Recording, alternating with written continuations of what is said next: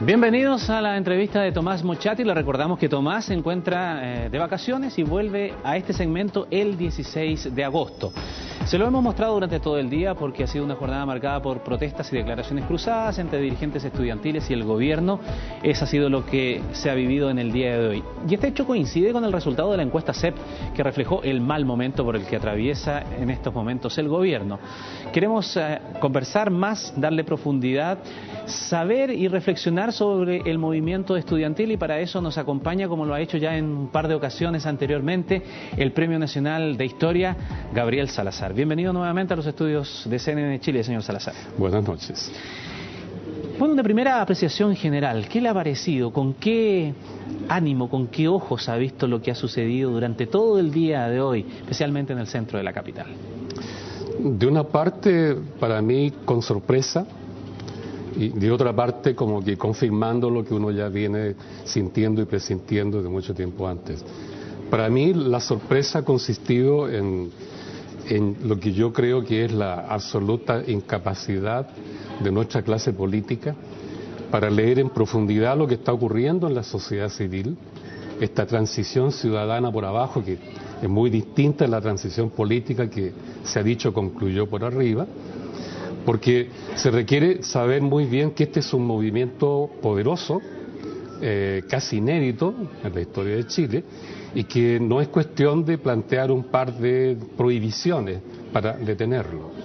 Y yo creo que en ese sentido ha sido sorpresivo para mí, porque la clase política no ha leído bien este proceso, y tomar medidas como la que hoy se dijo, prohibir una marcha normal que se están haciendo por la Alameda, ha sido sumamente contraproducente. Porque de una parte, claro, se salvó la Alameda hasta por ahí nomás, en términos del tráfico normal, pero 8 comunas de la capital quedaron afectadas y toda la ciudad, en definitiva, fue afectada por la parálisis, por lo menos el transporte. Y eso implica de que la sociedad civil y la movilización de los estudiantes, con todos los actores que la acompañan, se va a encontrar aquí con una respuesta, una negativa, una oposición casi militarizada, que en el fondo va a profundizar el movimiento. Y lo va a profundizar en el único sentido posible para un movimiento que tiene la fuerza que tiene este, que es pasar ahora, de aquí en adelante, a niveles crecientes de desobediencia civil y desacato, o a la ley, o a la autoridad, o a la regla del tránsito, o a lo que fuere. Y esa es una etapa que precisamente va a profundizar la crisis por la cual está atravesando este gobierno. Por eso me sorprende la poca capacidad de leer en qué coyuntura realmente, coyuntura histórica, se está viviendo en este momento en Chile, ¿no? ¿Es eso una poca capacidad o puede haber otra interpretación de que es la estrategia diseñada por la autoridad de decir, porque al menos en esos términos se dijo el ministro del Interior, se acabó el tiempo de las marchas y de las protestas? ¿O es una estrategia precisamente para colocar un punto de tensión alto y quizás generar el descontento, el malestar de la población y el descrédito del movimiento? Bueno, podría entenderse como una estrategia, ¿no?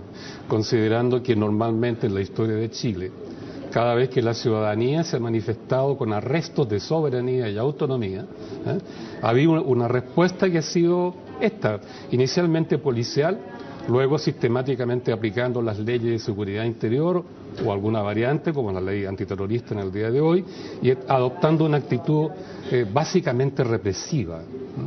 Pero la represión no es una estrategia política. La represión frente a la ciudadanía es solamente una provocación para que ésta, si tiene arrestos profundos en su memoria y en la cultura que ha desarrollado, es simplemente una provocación que va a desarrollar más aún el movimiento que trae. Por eso yo pienso que si es una estrategia altamente equivocada.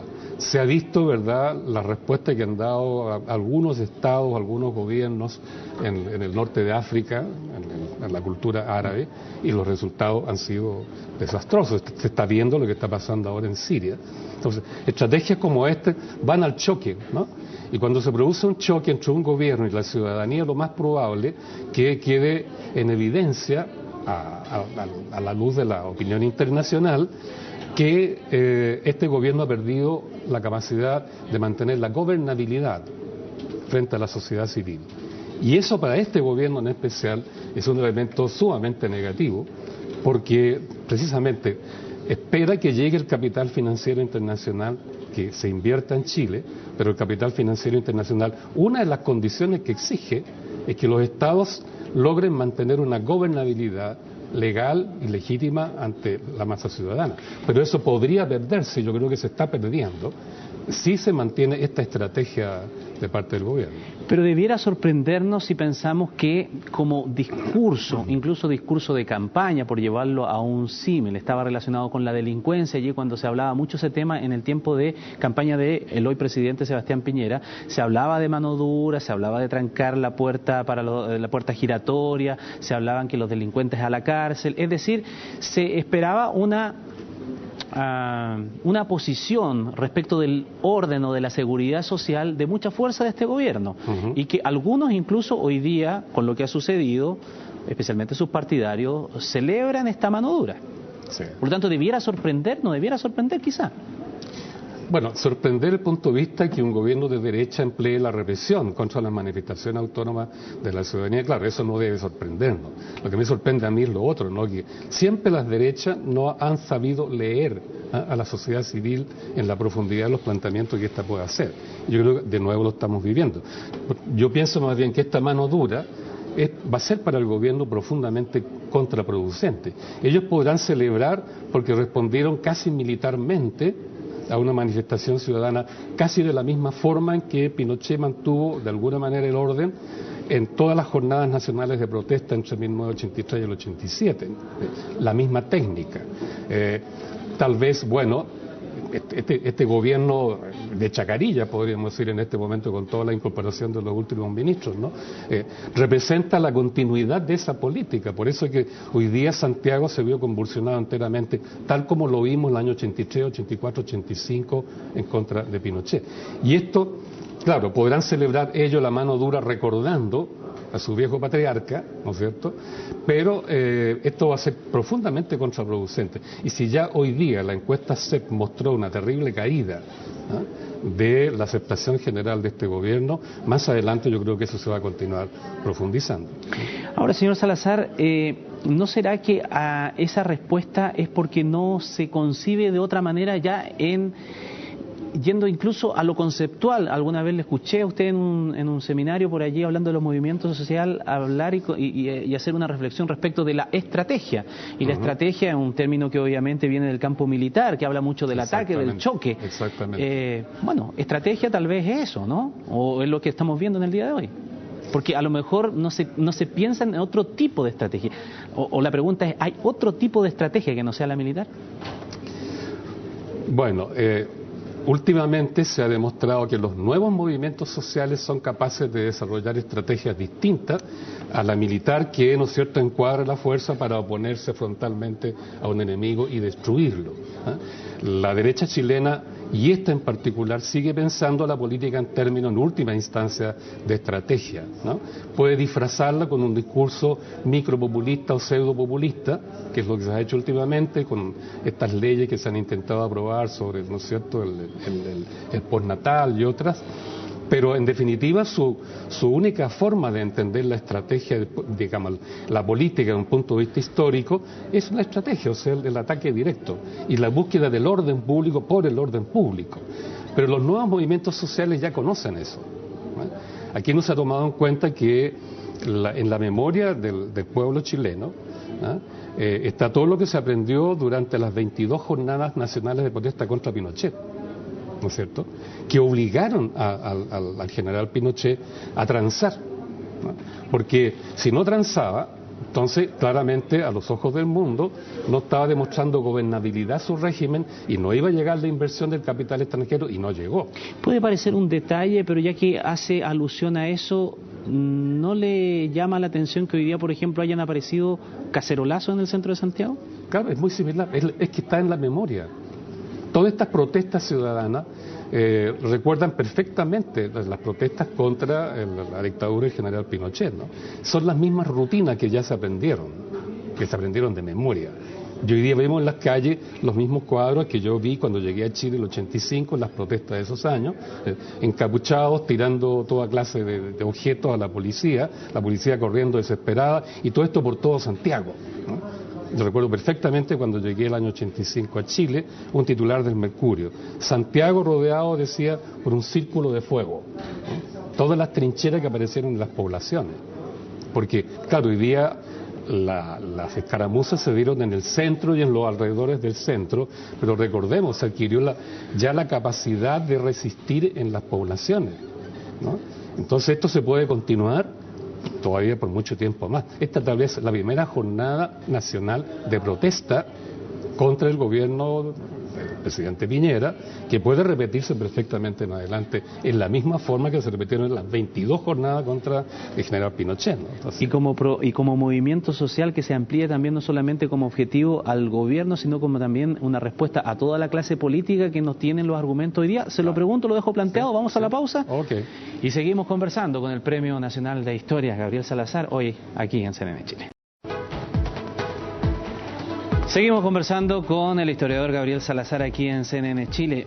Vamos a los números, asociémoslo a CEP, pero lo quiero asociar más que al gobierno también a la respuesta que hay a la clase política, porque tal vez un primer análisis muy cómodo por parte de un opositor político en el día de hoy, partidista, podría decir: esto me conviene a mí porque es solamente cuestión de esperar un tiempo que se desgaste este gobierno y luego coser y cantar en una elección. Pero los números del CEP hoy día dicen que la Concertación tiene una aprobación de cómo se está realizando su gestión de un 17% solamente. 17%. Entonces, la teoría de que estos movimientos sociales de alguna manera en realidad disfrazan el seguimiento de una política partidista parece derrumbarse, ¿o no? No, sin lugar a dudas, ¿no? Porque 17% de aprobación de la Concertación, 24 la alianza. 24 la alianza. Si ponemos esto en una escala estudiantil de 1 a 7, eso da bastante menos que 2,5. Y eso es reprobación, es rechazo, incluso eliminación, ¿no?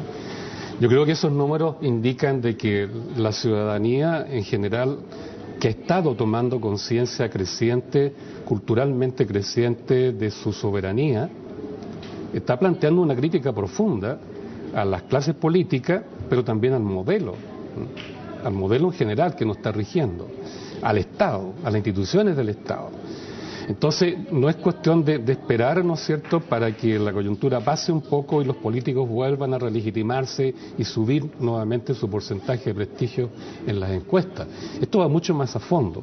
Hasta donde yo conozco el movimiento, y tengo bastante contacto con ellos, lo que ellos están planteando en primera línea es la reforma del sistema educacional, ¿no? Pero todos entendemos que la reforma del sistema educacional implica la reforma de la Constitución y la reforma del modelo. No es llegar y decir no al lucro, porque todo el modelo es mercantil, ¿sí? Por tanto implica una reforma del modelo.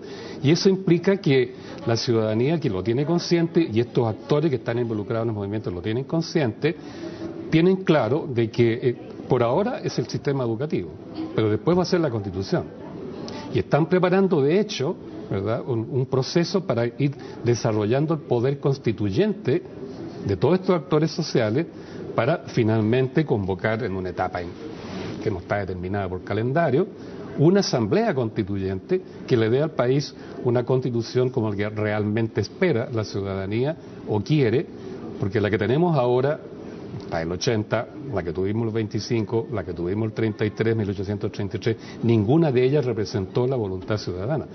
Y ahora la ciudadanía, y en especial los estudiantes, saben esta historia de que nunca hemos tenido un Estado realmente legítimo, construido por la ciudadanía, y están sintiendo que es el tiempo de hacer valer su condición soberana para la reconstrucción del modelo. Entonces, eso está un poquitito por debajo de la superficie del movimiento. Por eso yo pienso que una actitud meramente represiva y policíaca, como la que ha tomado el ministro Ginspeter y el gobierno en general, no va a detener esto, ¿no? Más bien lo va a provocar y va a incentivar su actitud, como dije, de desacato, de desobediencia civil. Ya hoy día le pusieron un ultimátum Cuando la ciudadanía pone ultimátum al gobierno, no es que le falte el respeto, o sea, le está exigiendo que se comporte de acuerdo a su mandato o lo desacata. ¿Y qué le parece? Usted habla, cuando habla del movimiento social, dice la ciudadanía le ha puesto un ultimátum. Cuando lo interpreta ese ultimátum la autoridad, no habla de la ciudadanía, sino que le coloca números. Dice de los 3.000 que marcharon en la mañana y los 2.000 que marcharon en la tarde, los 5.000 que está muy lejos de los 100.000 y tantos que marcharon la primera vez, por lo tanto aquí hay desgaste, esto se está desinflando. Bueno, naturalmente ellos tienden a leer todos estos eventos de acuerdo a la mejor conveniencia desde su posición, porque si solamente desfilaron 5.000, si al final impusieron el orden público en la ciudad a las 12 de la noche, por último, ¿no? Ellos se van a sentir, bueno, tenemos el control, tenemos el poder, estamos defendiendo la institucionalidad, estamos defendiendo el derecho constitucional, etcétera, y van a sentirse realizados, y si mantienen ese piso de convicciones, entonces también justifican su condición de clase política, su clase política. Pero no pueden aceptar la realidad, que es lo que está viendo la mayoría de la gente, de que está cuestionando en el fondo el modelo en su conjunto, ¿no? Y eso implica una coyuntura histórica que necesita no solo de reformas, sino que de cambios profundos, ¿no? Y eso los políticos yo veo que no lo están percibiendo, ¿no? Están preocupados de la próxima elección municipal, ¿no? O preocupados, qué sé yo, de cómo se van a arreglar todos ellos para evitar que el golpe que le da la ciudadanía sea el menor posible. Todo no puede hacerse de una vez, ¿no es verdad? Claro. Los cambios, y además sociales y profundos, necesitan tiempo. Exacto. ¿Cuál es entonces esa si había que hacer una escala de prioridades, por dónde habría que partir? A la vuelta de la pausa lo seguimos conversando con Gabriel Salazar. Enfrentamos la última parte, el último bloque de conversación con el Premio Nacional de Historia Gabriel Salazar, aquí en los estudios de CNN Chile. Pensaba cuando estábamos conversando de cómo se abren estos canales de participación, cómo se convoca, que es como un quebradero de cabeza hoy día de la clase política, de cómo dar respuesta a esta insatisfacción ciudadana, y se me venía a la memoria entonces reformas que podrían hacerse y que incluso están debatiéndose. El voto del chileno en el extranjero, y con ello también destrabar otro punto que todavía no se puede hacer, que es el voto voluntario, que se saque esta traba y que el que quiera vaya a votar sin necesidad de inscribirse ni nada, lo que podría incorporar una gran cantidad de gente, y especialmente gente joven. Muchos políticos dicen lo siguiente, textual: esa gente que está protestando en las calles, esos muchachos, los tendríamos votando si es que tuviésemos esta ley. ¿Usted piensa que esa es una primera reforma o no? Yo creo que es una reforma posible y en la lógica de la política convencional, la política antigua, diría yo, tradicional.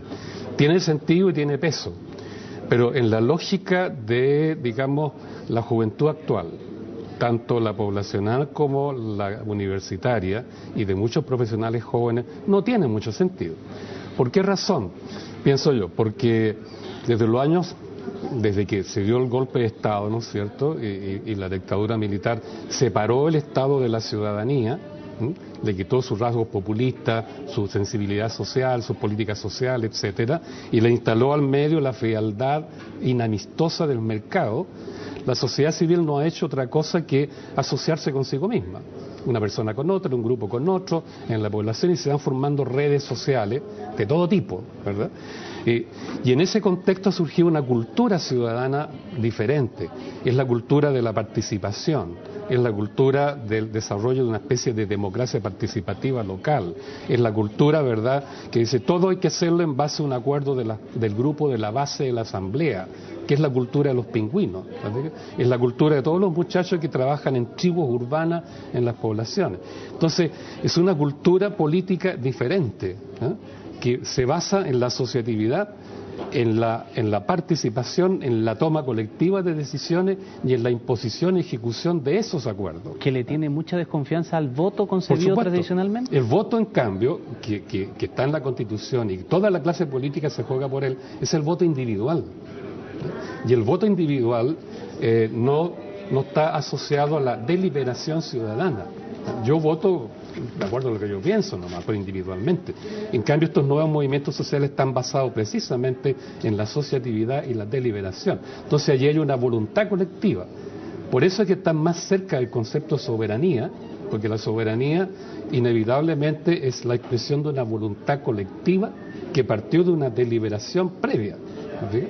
Entonces, esto es mucho más rico políticamente, democráticamente, que el ejercicio de un voto frente a una galería de señores que me ponen ahí para yo elegir externamente y sin deliberación de base por quién voy a votar.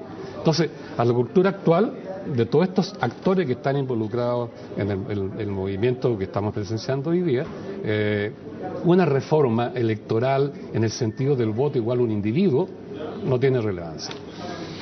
Don Gabriel Salazar, agradecido por su tiempo nuevamente para conversar con nosotros. Habrá más oportunidades para seguir conversando de los movimientos sociales. Esto es una dinámica que hay que irla comprendiendo, que hay que ir reflexionando y esperamos que con estas conversaciones también aportar al debate de ustedes también en sus hogares. Muchísimas gracias por estar con nosotros. Hay mucho tema por el medio. Gracias.